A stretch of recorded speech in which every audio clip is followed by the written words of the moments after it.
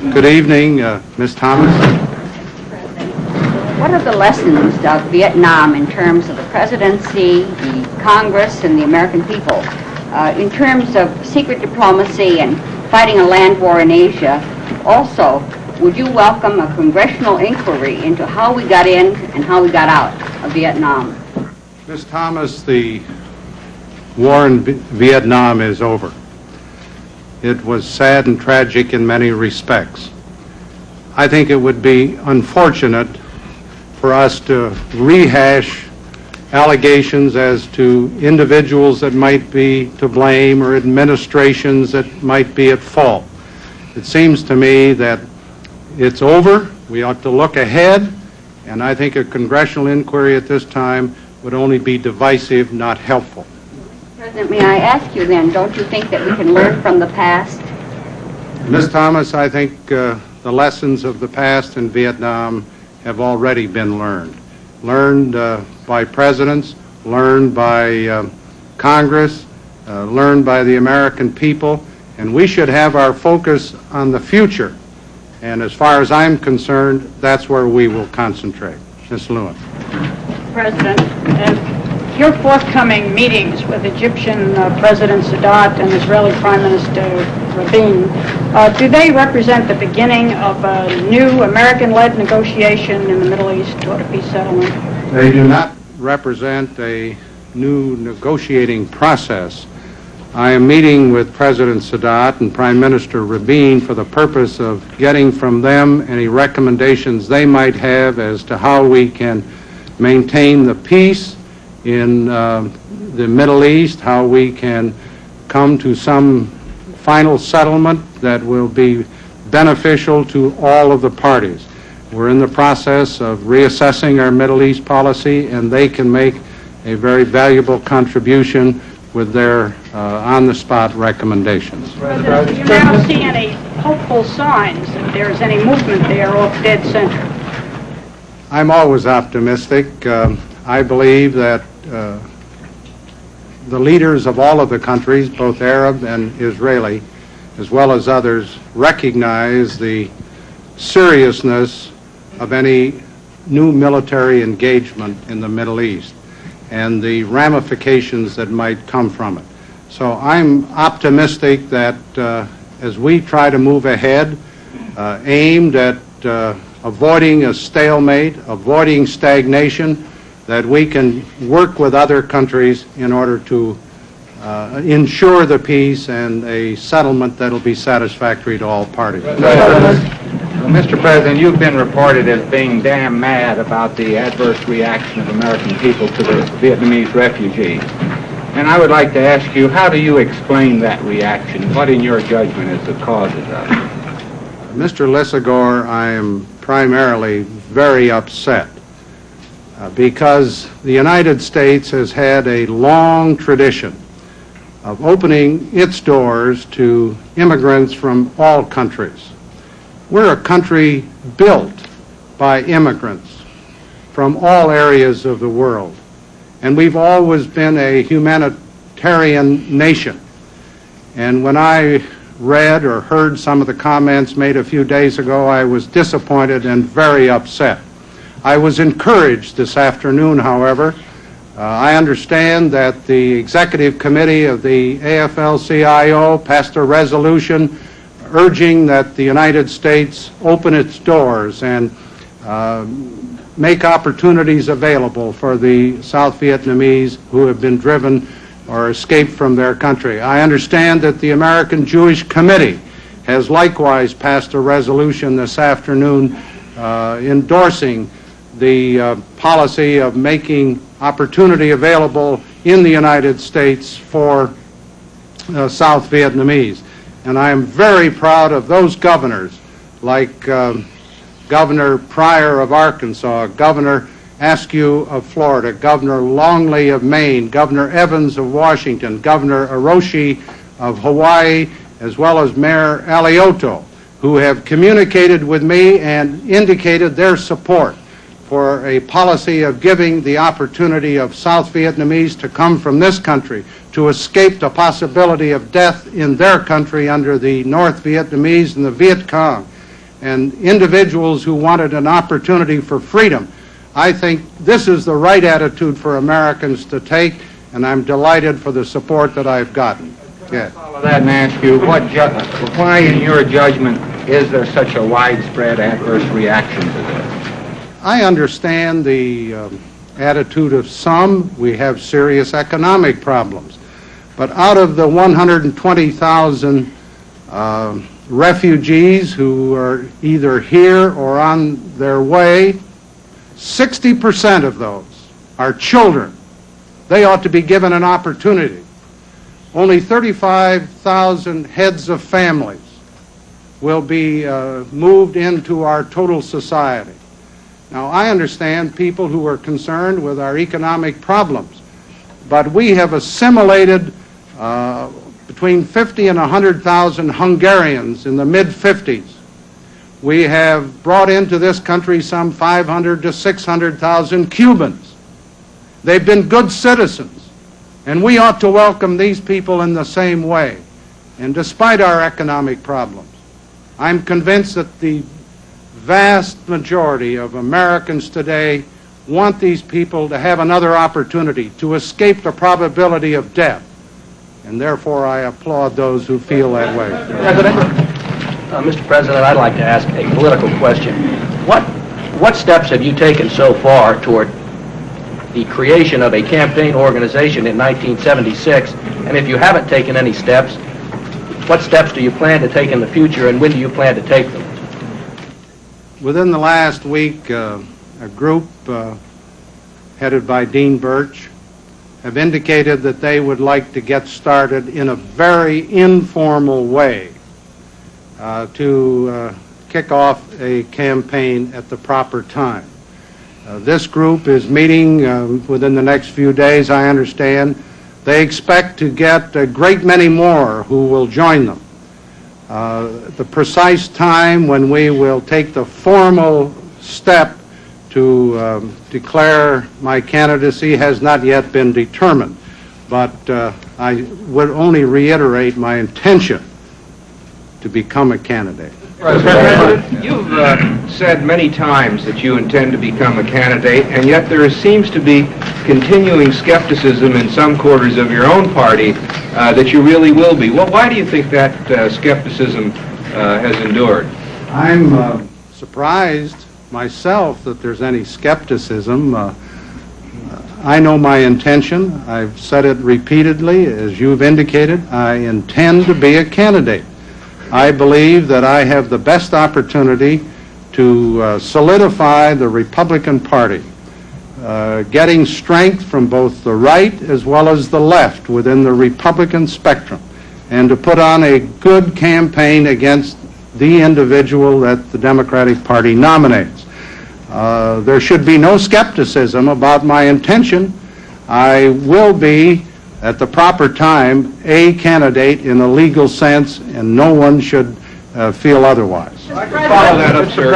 Will you this year be going out and speaking at Republican gatherings, doing the kind of political things that presidents often do in the year before they run for election? I undoubtedly will make an effort to help the Republican Party. I think that's a proper function for a president. I did it a week or so ago for the Republican Party in the state of Virginia, and I'll do similar activities in the future. But that effort will be aimed at helping the party. We need a strong two-party system, and I have a responsibility to try and help the Republican Party. Ms. McGrory, may I congratulate you on your Pulitzer Prize, and I'm delighted to recognize you. Thank you very much, Mr. President. I was wondering if now that the war is over for everybody, and we are admitting many thousands of Vietnamese, including, we are told, some young men who did not obey their country's draft laws, have you reconsidered your position on amnesty towards young Americans?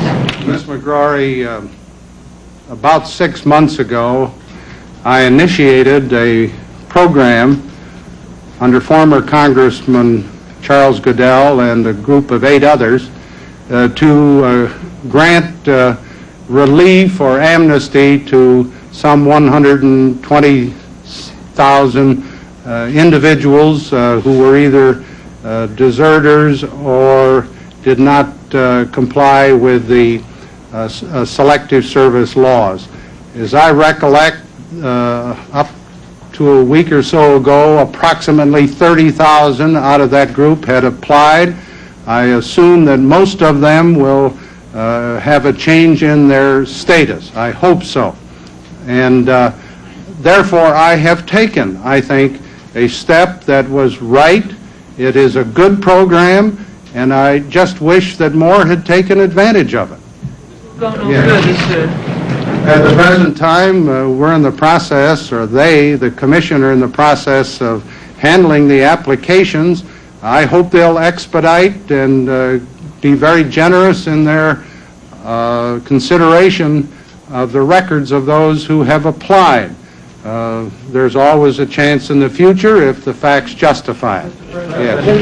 Even though the war is over, sir, there are many Americans who must still live with the agonies that it caused them. I speak primarily of those wounded and crippled and the families of those who died. In very human and personal terms, how would you speak to them about the sacrifices that were made? Well, first, let me say very emphatically, they made a great sacrifice. The 56,000 that died and the countless thousands who were wounded, I honor and respect them, and their contribution was most significant. I think their contribution was not in vain. 5 presidents carried out a national policy.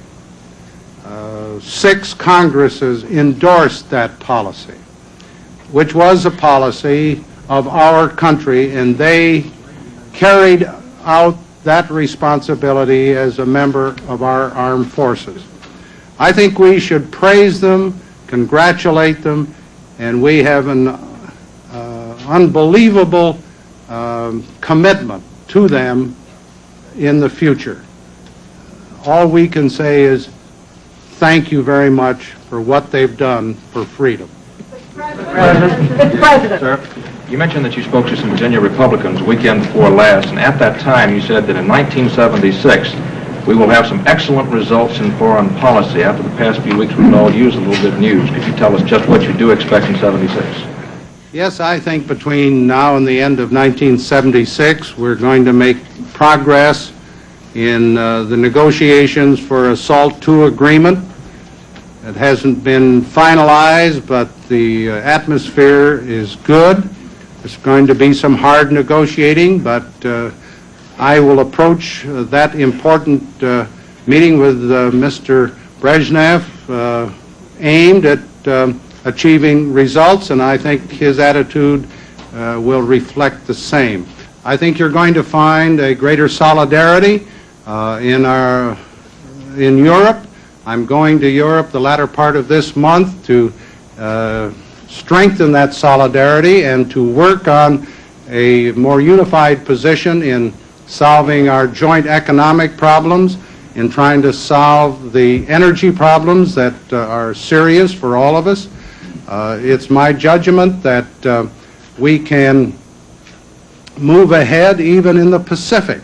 We'll have to not reassess, but assess how we can proceed, but it's my aim to tie more closely together South Korea with the United States, to reaffirm our commitments to Taiwan, to work more closely with Indonesia, with the Philippines, and with other Pacific nations. These are the kind of, I believe, forward movements in foreign policy that will be beneficial in the maintenance of peace. If I might just follow that up 1 second. Is your job going to be complicated by what happened in Southeast Asia? You've gone out of your way in the past week or two to say that the United States will honor its foreign commitments. What sort of private feedback are you getting from foreign capitals? Is there a lack of confidence now, a loss of confidence in the United States? We do get reactions from foreign governments. wondering what our position will be, asking where we will go and what our policy will be. We have indicated to our friends that we will maintain our commitments. We understand the perception that some countries may have as a result of the setback in South Vietnam. But that perception is not a reality, because the United States is strong militarily. The United States is strong economically despite our current problems, and we are going to maintain our leadership on a worldwide basis, and we want our friends to know that we will stand by them, and we want any potential adversaries to know that we will stand up to them. President, there have been persistent reports here in Washington that the Rockefeller Commission is looking into reports that somehow or the other discussions of the assassination of Fidel Castro may have somehow triggered the assassination of John Kennedy. Can you tell us, is there any connection between those two events? I cannot give you the inside information on the Rockefeller Commission because I established it for the purpose of investigating the CIA and making any recommendations concerning it. It's my understanding that they are taking a very broad look. Until I get their report, I think it would be premature for me to make any comment as to precisely where they are going with their investigation. Now, as a former member of the Warren Commission, a commission that I think did a good job, we found as a Warren Commission no connection of anything between Cuba and the United States. We found no evidence of a conspiracy, foreign or domestic. Yes. After 8 years of a Republican in the White House, there probably will be a lot of people who next year will say it's time for a change. Now, what accomplishment can you cite to rebut the argument that there should be such a change? Well, I don't think there ought to be a change. I strongly believe that a continuation of the basic policies of the last 8 years will be good for America. And let me take a minute or two to talk about foreign policy. A Republican administration ended the war in Vietnam. They withdrew 550,000 American military personnel. They brought back all of the POWs.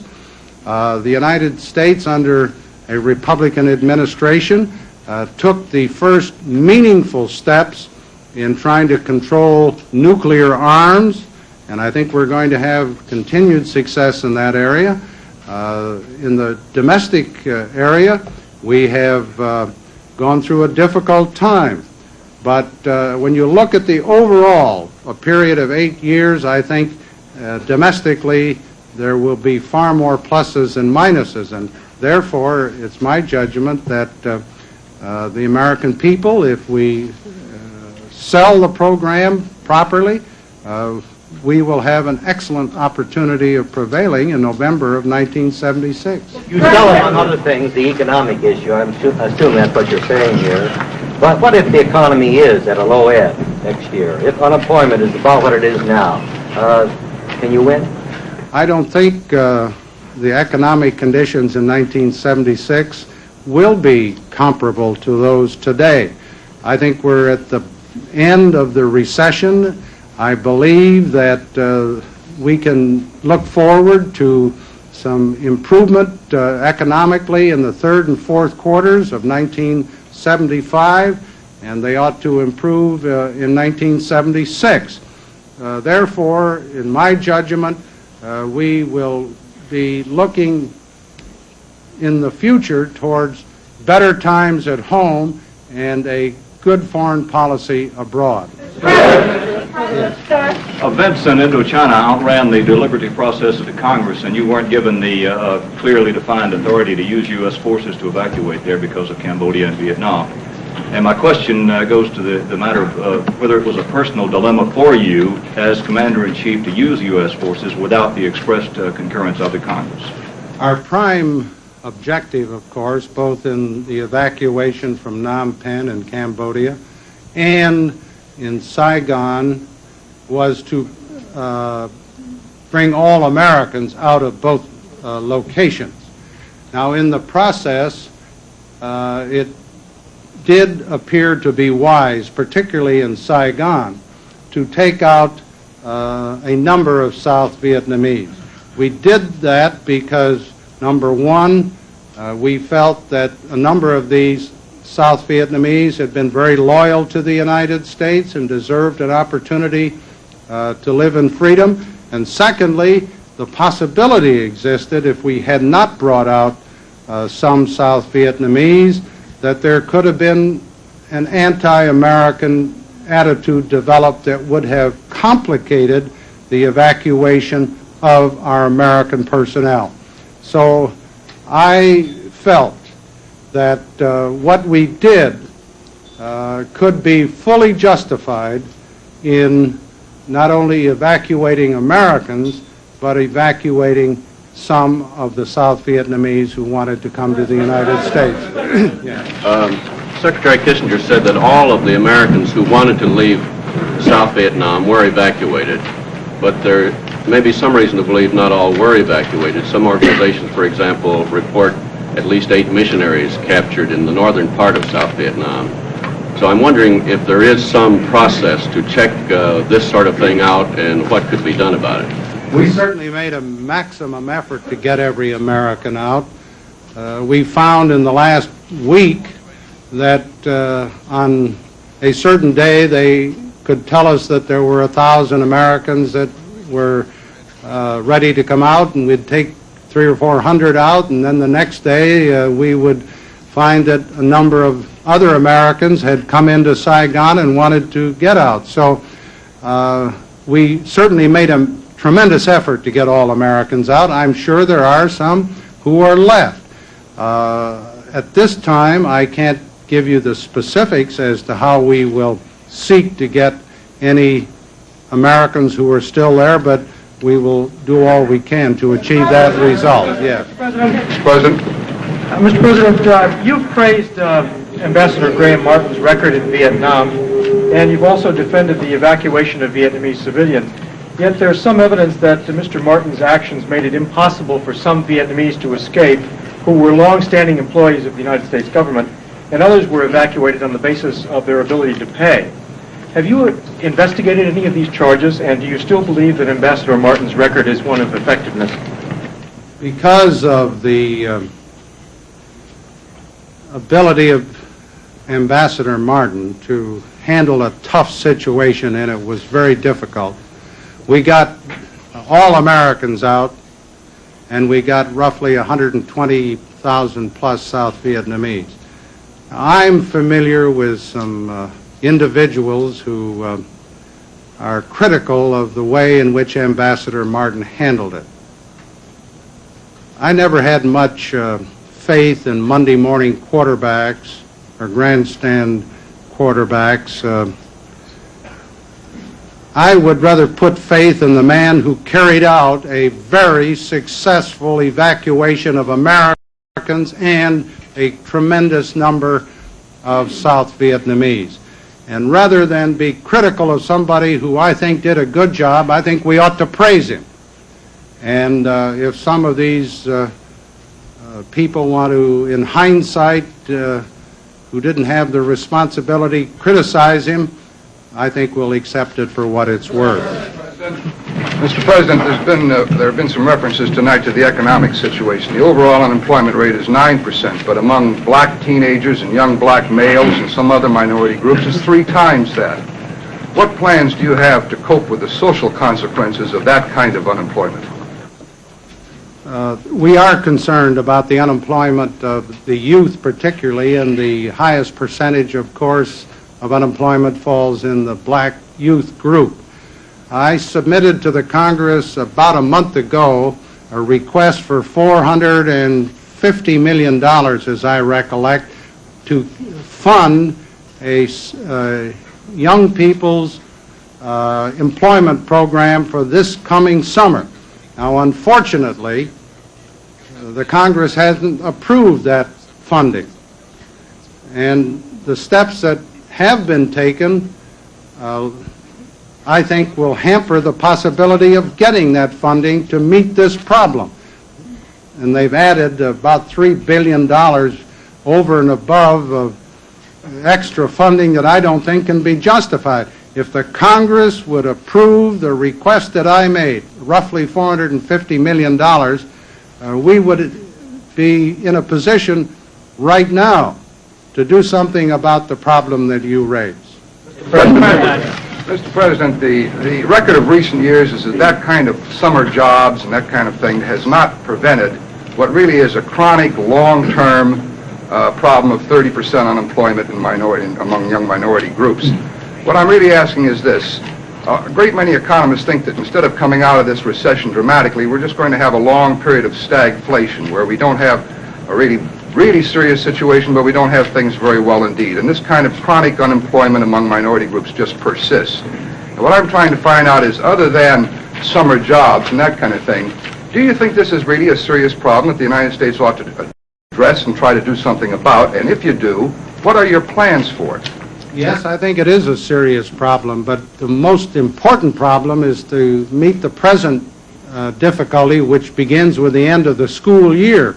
And that's why I think the Congress ought to act quickly on the request that I made for summer employment. Now, in the long run, the best way to get the young people properly employed in our economy is to have a healthy economy, not a government-dominated economy. I think we're in the process of coming out of the recession. I'm optimistic in the future, and when we, in the third and fourth quarters of this year, have the success that I think we're going to have, some of the problems will be answered that you have, Mr. Jones. You apparently had some intelligence reports about a bloodbath in Cambodia. I'm wondering if you can bring us up to date on anything in this area in Cambodia and whether or not there is any report of a bloodbath in South Vietnam. We do have some intelligence reports to the effect that in Cambodia, some 80 or 90 former Cambodian officials were executed, and in addition, their wives were executed. This is very hard intelligence. That's, I think, very factual evidence of the bloodbath that has taken place or is in the process of taking place in Cambodia. Now, turn to Vietnam. As you know, there's a very tight censorship in South Vietnam. The news that gets out is pretty heavily controlled by the North Vietnamese and by the Viet Cong. So we really don't have the same kind of hard evidence there that we have had in Cambodia in the instance that I've indicated.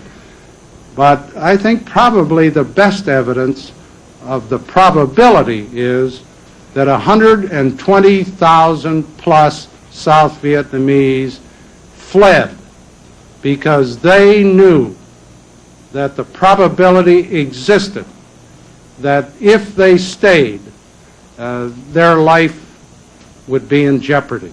That's the best evidence of what probably will take place. To follow up on this, you say you don't have any hard evidence. Do you have any report, any intelligence reports that indicate this is going on? At the moment, we have not. Mr. President, may I ask you something, sir, and simply a matter of style and nothing of substance. Reading Mr. Hershey, who spent a week with you, and reading others, you seem to be a kind of a peaceful, quiet man, a placid man. Do you ever get mad at people? Do you ever chew people out? Do you yell? Do you fire people? Do you kick people around? I have learned to control my temper. I get very upset internally, but I've learned that that's not the best way to solve a problem. I do have occasional outbursts on the golf course, but In dealing with people, I found that the best way to meet a personnel problem or to handle a serious matter where a decision has to be made, that if you can keep cool, you can make a better decision, and I've learned that over a long period of time. If I may follow up, sir.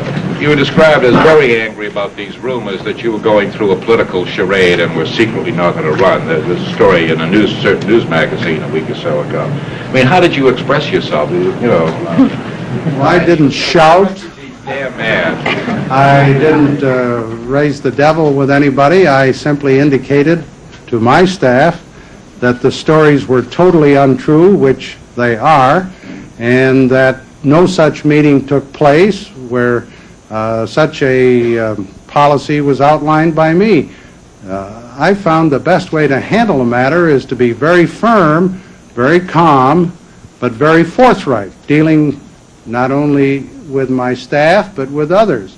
I think they understand what I mean by the way I say it, but you don't have to shout to do it. Mr. President, Attorney General Levy has proposed the banning of handguns in high crime areas. And the Justice Department says that the White House cleared that position before he made it clear. Does that represent an extension of your proposal that Saturday night specials only be... Well, it's my understanding that the Attorney General, when he made that speech, indicated that this was an alternative way of meeting the problem created by Saturday night specials. It is my understanding that he did not recommend this as the way to handle the problem. I think it's a unique approach, and it is being discussed with the Department of Justice within our domestic council, but there is no firm decision on whether that approach or any other approach is the right way to meet the problem. Do you expect effective gun control legislation to be passed, and are you going to get behind some effective... I am not going to recommend the registration of gun owners, and I am not going to recommend the registration of guns. Now, or handguns, I should say. If we can find some responsible way to do it other than that approach, we certainly will consider them. Mr. President, a growing number of Americans, lower and middle class, are being priced out of the housing market. And now there's new evidence that mortgage rates may be turning around. Indeed, the FHA has increased its rate by 0.5%. Can you tell the American people tonight that makers of houses, potential buyers of houses, can you give them any assurance that in the next months, in the next year or two, more housing will be available at relatively moderate prices and that interest rates will stay down? The most encouraging development in the housing area is the fact that the inflow of deposits in the savings and loans has gone up very substantially. It's my recollection that in the last reported month, about $4 billion in deposits flowed into savings and loans, and that over the last 3 months, it has been a very favorable inflow into the S&Ls. This means, of course, that there is money available for home buyers, and it's my judgment that once we start the upturn from the present recession, that the consumer interest in buying homes will increase significantly, and with the money available in the S&Ls, I think the prospects for an upturn in the housing industry are very encouraging. Do you then approve the FHA increase? Do you approve the FHA increase, Mr. President? I approve the increase because if you're going to have FHA handling of mortgages, if you're going to have the government guarantees, they must be competitive with other interest rates. And I happen to think that an FHA loan or a VA loan either are very good, and we want those competitive with the regular conventional interest rates, and therefore, to make them competitive, I agreed with the decision. Thank you very, very much. You've got to get